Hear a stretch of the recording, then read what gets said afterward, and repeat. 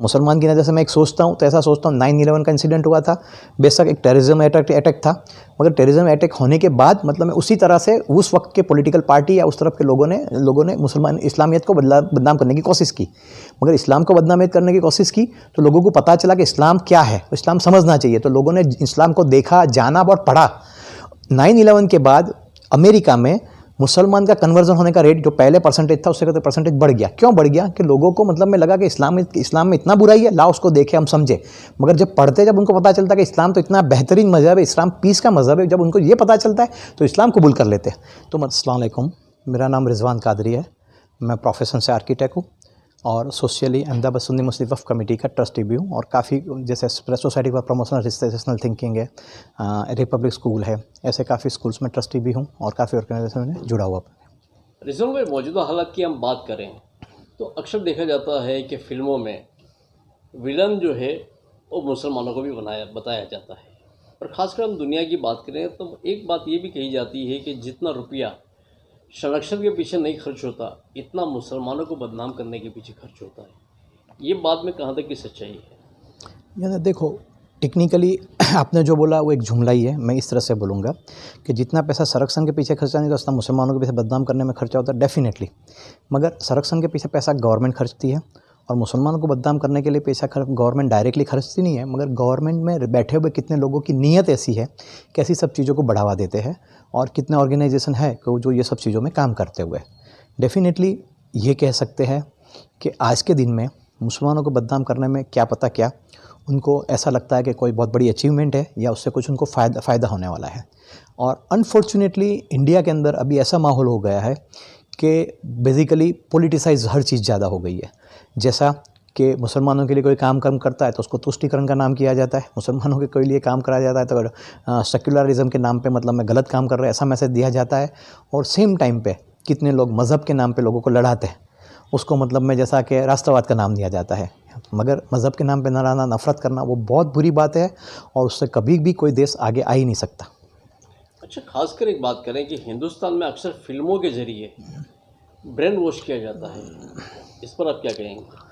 मैं इतना ही कहूँगा कि जैसा कि एक ज़माने में ऐसा था कि फ़िल्मों में बताया जाता था कि मुसलमान जैसा कि पक्के ज़बान का पक्का होता है, मुसलमान दोस्ती का वादा निभाने में सबसे पक्का होता है, मुसलमान ऑनेस्ट होता है। अनफॉर्चुनेटली वक्त के साथ मुसलमानों में भी बदियाँ आई हुई है, और बदियाँ आने का रीज़न यही हुआ है कि मुसलमानों में पढ़ाई कम हुई है तो बदियाँ आई हुई है। मगर ये चीज़ को के साथ एग्जांपल के 100 में से 5% 2% ऐसे लोग हैं, उसको बढ़ा चढ़ा के बताया जाता है। और कितने लोगों का वेस्टेज इंटरेस्ट ये है, और उसमें कैसा जहा जाए जो मतलब जिस तरह से आपने ही पहले बताया कि भाई मुसलमानों को बदनाम करने में कितने लोगों को फ़ायदा लगता है।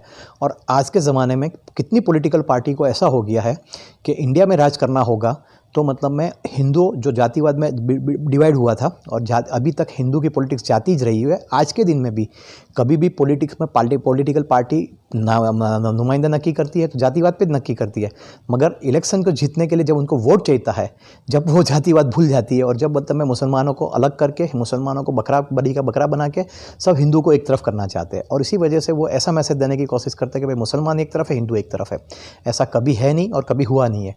मगर अनफॉर्चुनेटली कितने लोग मतलब में लोग ऐसा हैगा उसका फ़ायदा उठाने के पॉलिटिकल पार्टी के सिर्फ और उनका सिर्फ पॉलिटिकल इंटरेस्ट है।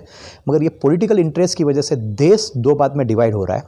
और सबसे बड़ी सोचने वाली ये बात है कि कभी वो लोग सोचते नहीं है कि नफ़रत से कभी भी कोई अच्छाई नहीं आ सकती, और सिर्फ अच्छाई के लिए मोहब्बत होना ज़रूरी है। ये कोई भी अपने मज़हब में पकड़ लो या कोई भी स्पिरिचुअलिटी लीडर को पूछ लो तो वही बोलेगा। आज के ज़माने में आप देखोगे तो डेली में न्यूज़पेपर पढ़ोगे तो रोज़ न्यूज़पेपर में वायलेंस की बातें बढ़ते जा रही है। और वायलेंस का मियाँ के यानी समझो मर्द का बीवी के ऊपर, मर्द अपने बाप का अपने बच्चों पे, मियाँ बीवी के अंदर के रिश्तों में, पड़ोसियों के साथ वायलेंस, बाहर में रास्ते पे जाते हुए वायलेंस वायलेंस है। क्यों? क्योंकि वायलेंस इसलिए बढ़ रहा है कि ये पॉलिटिकल पार्टियां हर एक इंसान के दिमाग में नफ़रत पैदा कर रही है। और ये नफ़रत उनको ऐसा है कि वो हिंदुओं के दिमाग में नफ़रत मुसलमानों के लिए पैदा कर रहे हैं, मगर बहुत सोचने की बात है वो हिंदुओं के दिमाग में मुसलमानों की नफ़रत पे पैदा कर ही रहे, मगर उससे ज़्यादा वो मुसलमानों के साथ 2% टच में आते हैं, या 10% टच में आते हैं, या 20% टच में आते हैं, मगर 80% उनका टाइम उन्हीं के रिश्तेदारों के साथ, उन्हीं के बच्चों के साथ, उनके साथ निभाते हैं। और वो वायलेंस जो उनके दिमाग में है वो उनके कमज़ोर, जैसा माँ बाप होता है तो उसके बेटे कमज़ोर होते हैं, या कभी उसका पड़ोसी कमज़ोर होता है, या कोई गरीब कमज़ोर होता है, उस पर वो जुल्म करता हैगा। तो वो उनको पता नहीं चलता कि ये 80% ये नफ़रत उनको नुकसान ज़्यादा कर रही है, मुसलमानों को नुकसान कम कर रही है। तो जब तक उनको ये राजकीय पॉलिटिकल पार्टी को समझदारी नहीं आएगी और लोगों को समझदारी नहीं आएगी कि ये नफ़रत, लोगों दूसरे को, मुसलमानों की नफ़रत उनके दिल में, किसी के भी लिए नफ़रत हो, मुसलमानों के लिए किसी की भी नफ़रत हो, नफ़रत नुकसान ही कर रही है। मगर जो पॉलिटिकल पार्टी आज नफ़रत पैदा कर रही है, और नफ़रत सिर्फ और सिर्फ जिसके दिमाग में नफ़रत है उसको नुकसान ज़्यादा करती है, दूसरे के सामने वाले को नुकसान करने से ज़्यादा। ये समझदारी जो नहीं आएगी तो इंसान खुद मरेगा। आज के दिमाग में आप ठंडे दिमाग से सुबह उठे, कोई न्यूज़पेपर पढ़ ले, कोई टीवी चैनल देख ले, या कई आजू बाजू पड़ोसी को पूछ ले, सिर्फ वायलेंस की बातें हैं। और वायलेंस कौन करता है? यानी जिसके पास ताकत है वो कमज़ोर पे वायलेंस करता है, जो पैसों की ताकत से करता है, या पॉलिटिकल पावर की ताकत से करता है, या उसके मसल्स पावर की ताकत करता है। और आज का ज़माना का छोटा सा कमज़ोर इंसान भी उससे कमज़ोर पे ताकत, वायलेंस का इस्तेमाल कर रहा है। ऐसा नहीं है कोई इंसान के पास बिल्कुल बहुत कमज़ोर इंसान है, बहुत अपनेगा, फिर भी जैसा कि वो इंसान होगा, नहीं होगा तो घर पे जाकर उसके बीवी पे वायलेंस करेगा, वो भी पता नहीं चलता लोगों को।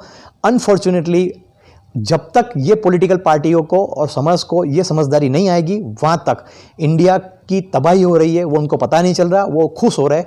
और ये पॉलिटिकल पार्टी सिर्फ उनको खुद की पार्टी जीतने के लिए, उसी की ताकत के लिए कौम को इस्तेमाल कर रही है। और ये इसमें कमज़ोर और गरीब लोग तबका, मतलब में इसका हाथा बन रहा है, और कमज़ोर और गरीब हिंदू इसका ज़्यादा हाथा बन रहा है। वो हिंदुओं के समझने की ज़रूरत है।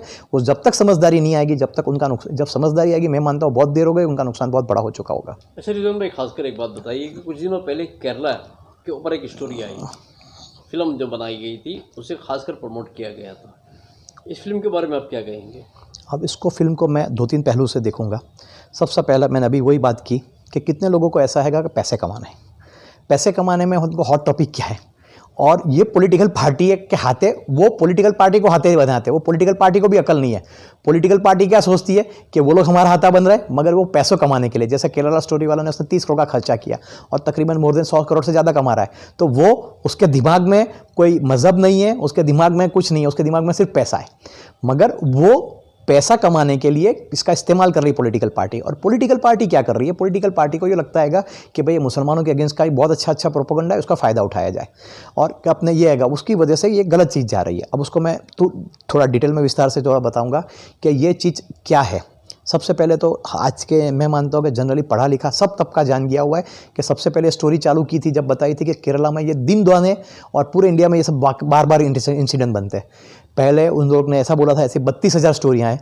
फिर नेक्स्ट डे तो नहीं कह सकते, मगर जब लोगों ने विरोध किया गया और जो लोग जब ने अपने उनको कोर्ट के थ्रू सच्चाई पूछना गया, तो सीधा उन्होंने बोला 32,000 नहीं, सिर्फ 3 स्टोरी हैगी। और फिर उनने वो भी कबूल किया कि भाई ये केरला स्टोरी की जो 3 स्टोरी है वो भी काल्पनिक है। वो उसके 32,000 लड़कियों की बात थी, हाँ, उसके बाद 3 की बात आई, फिर 3 की बात आई। और वो 3 की भी मतलब में कैसा आएगा कि उसके अंदर में से जैसा होता कोई भी स्टोरी बनती है उसमें मतलब में 5% 10% सच्चाई होती है, मगर सच्चाई को झूठ का गिलाफ छिला के या झूठ की चाशनी चढ़ा के लोगों को दिखाया जाता है। तो इस तरह से उसमें भी काफ़ी हद तक सच्चाई होगी, और है भी सही, ऐसा कहता है कि मगर वो सच्चाई मतलब में 50% सच्चाई और 50% झूठ हो तो वो बुरी बात है। और सेम चीज़ उसको मैं वही बताऊंगा कि उसकी नज़र से, मुसलमान की नज़र से मैं एक सोचता हूँ, तो ऐसा सोचता हूँ 9/11 का इंसिडेंट हुआ था, बेशक एक टेररिज्म अटैक था, मगर टेररिज्म अटैक होने के बाद मतलब उसी तरह से उस वक्त के पॉलिटिकल पार्टी या उस तरफ के लोगों ने मुसलमान इस्लामियत को बदनाम करने की कोशिश की। मगर इस्लाम को बदनाम करने की कोशिश की तो लोगों को पता चला कि इस्लाम क्या है, इस्लाम समझना चाहिए। तो लोगों ने इस्लाम को देखा, जाना और पढ़ा।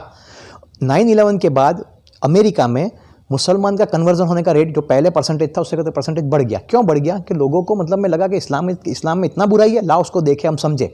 मगर जब उनको पता चलता है कि इस्लाम तो इतना बेहतरीन मज़हब है, इस्लाम पीस का मज़हब है, जब उनको ये पता चलता है तो इस्लाम कबूल कर लेते हैं। तो मतलब में यही चीज़ है। केरला स्टोरी को मैं एक नज़र से देखूंगा तो ऐसी स्टोरियाँ आने चाहिए, और आने के बाद लोगों को, हिंदुओं को, जो समझदार होंगे, पढ़े लिखे होंगे, उनको समझ लगेगी कि नहीं, हमारे सच्चाई जानना है। जब सच्चाई जानने के लिए वो जानेंगे और इस्लाम को पढ़ेंगे, इस्लाम को देखेंगे, तो पता चलेगा सच्चा इस्लाम क्या आएगा। तो बेशक जैसे अमेरिका में मुसलमान होने का कन्वर्जन रेट बढ़ चुका था, जो अपने मन से और सच को तलाशते थे वो लोग मुसलमान हुए। इसी तरह से इंडिया में भी जो समझ सकेंगे, सच को तलाश करते हैं वो मुसलमान होंगे। जो लोग जो लोग समझदार नहीं है और जिसको मतलब में सच जानना नहीं है, सब जिसको मतलब में करना है, वो लोग मतलब में नहीं हो सकते। तो मैं पॉजिटिव साइड से ये देखूंगा कि भाई ये होने की वजह से लोग इस्लाम को जानने की कोशिश करेंगे और इस्लाम को समझने की कोशिश करेंगे। ये हमारे लिए बहुत अच्छी बात है।